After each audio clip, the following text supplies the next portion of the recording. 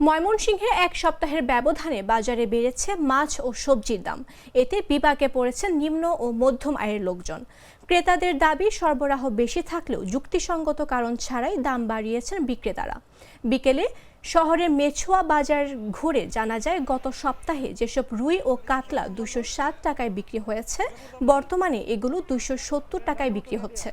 আকার বেঁধে মৃগেল 210 থেকে 240 টাকায় বিক্রি হলেও এখন 220 থেকে 250 টাকায় বিক্রি হচ্ছে। বেড়েছে পাঙ্গাসের দামও।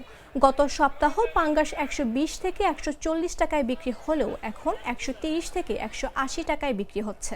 পাবদা 200 থেকে 250 টাকায় বিক্রি হলেও এখন 280 থেকে 350।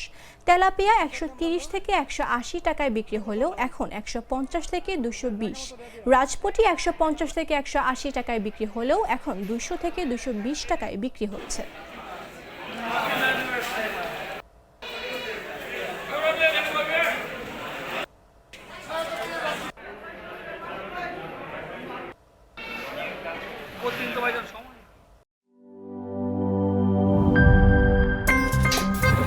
আমার একটা স্মার্ট সিদ্ধান্তে 25% গ্যাসের খরচ কমেছে। ভাবছেন কিভাবে?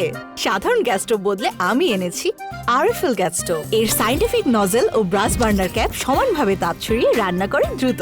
তাই গ্যাসও বাঁচায় 25%, টাকাও বাঁচে 25%। আরএফএল গ্যাস স্টোভ নিরাপদ ও গ্যাস সাশ্রয়ী।